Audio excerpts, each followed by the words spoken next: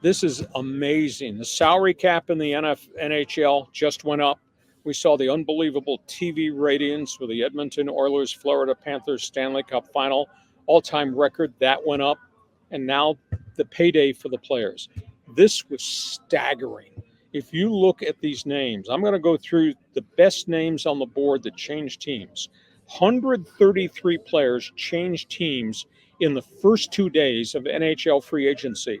John, the league collectively spent $1.2 billion in the first 2 days with contracts. Now, there are questions you have to ask. Las Vegas let their 42 goal scorer, their top veteran, Jonathan Marchessault, go. He wound up going to the Nashville Predators. That is stunning. They also lost a couple of defensemen, traded a goaltender. Vegas just not quite the same hockey team right now, but they did not want to give Marchessault $8 million this season. Winnipeg, you trade a number one draft pick and other assets to try to make a deal, and you rent Sean Monahan, and you let him go at the end of the season. He scored 32 goals. He goes to the Columbus Blue Jackets.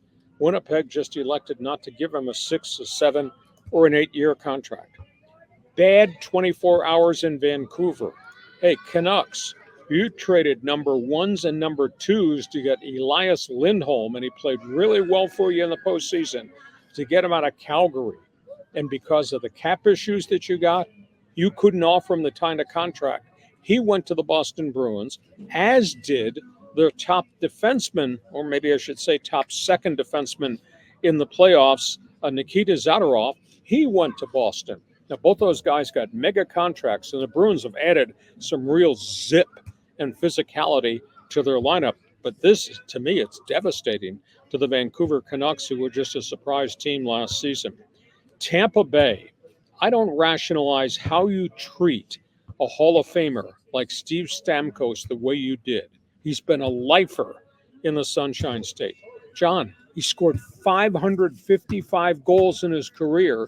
He's going to the Hall of Fame in Toronto the minute he hangs up the skates. They didn't re-sign him, and he wound up going to Nashville also with Marchessault on a 4-year, very affordable contract. Why would Tampa Bay do that? Meanwhile, the LA Kings, they got burned. They lost one of their better defensemen in Matt Roy. They lost one of their checking centers in Blake Lizotte. The Anaheim Ducks, please explain to me. They had all these draft picks. They had over $30 million in salary cap, and they did nothing. They signed 2 back-end journeyman players who are not game changers as free agents. They lost Max Jones, their more physical power forward. They still have John Gibson, the goaltender, who's kind of chained to the goal post in Anaheim and not playing. I just don't understand what their general manager has done, and I'm not the only one now. People around the NHL are starting to question just the whole method of operation of Pat Verbeek, and of course they had the surprise first-round draft pick, and none of those guys are NHL ready to play.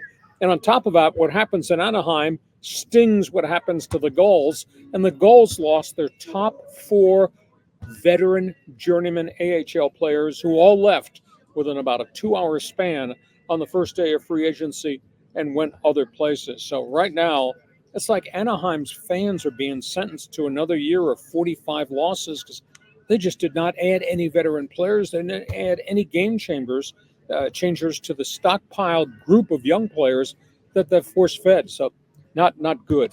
But what a wild 48 hours in the National Hockey League. So, John, jump in there with your best slap shot. So 133 players in 2 days. That's what, like 4 a team, right? I mean, that are moving around. That's unbelievable. It's weird how some teams are spending like drunken sailors. You know, they're binging on all this money flowing into the NHL. And yet Anaheim didn't make a move. I mean, are they going to just keep rolling out the kids and hoping they can grow up? There's nobody left on the draft board. There's nobody left on the free agent board that's going to be a difference maker. And I really felt, and I subscribe to all the things Pat Verbeek was doing to try to fix the roster. I can't subscribe to this any longer because you've got no veteran players. And you've got the goaltender who I thought could have been a pawn to go get some veteran role players up front, and they didn't do it. And they had 30 plus million in cap space. I would have thought they would have gone out and tried to rent a couple of veteran players that might have been difference makers, but they didn't do any of that.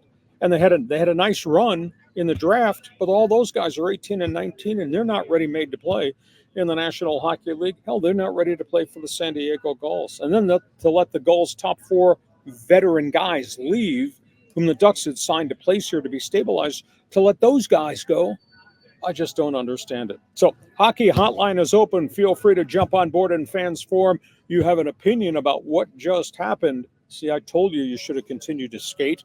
Hell, you could have made $8 million a year and been one of those 133 free agents assigned in the first 2 days. Hockey Hotline, the chat box is open. Feel free to jump on board. So we go from all of that to just a devastating